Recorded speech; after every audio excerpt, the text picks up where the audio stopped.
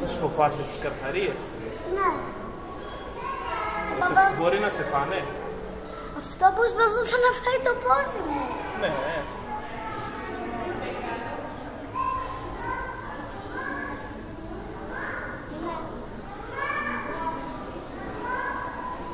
Για πες μου για τους καρχαρίες, ήταν ματωμένοι από τη μάχη. Για πες μου, Μαρία. Κάτσε, μισό λεπτό να έρθει μία και να σου δείξω ποιος είναι εδώ. Έτσι. Ποιος είναι αυτή τη μέρα? Για να μου δείξεις. Να, από εκεί πήγε. Νάτος. Είναι παπαπέδας. Θα τον πετύχουμε. Νάτος, έρχεται, Μαρία, νάτος. Να, αυτός είναι. Νάτος, ο μεγάλος ο καρχαρίας. Μια χαψιά και θα μας φάει. Δες.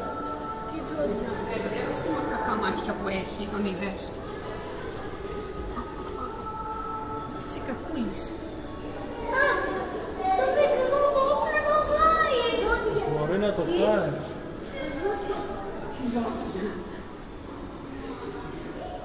Συναντιούνται μεταξύ τους, λες να μαλώσουν? Όχι. Δεν είπα τα δόντια.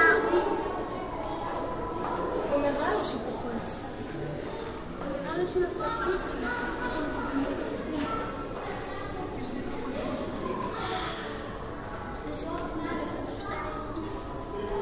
Τσιπούδα. Αχ, να. Και εδώ αυτό είναι ματωμένο.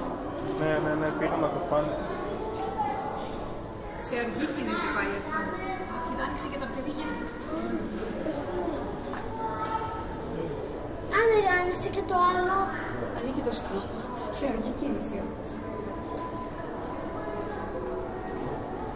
Πάκησε το χέρι. Ανδρέα, Νίκος.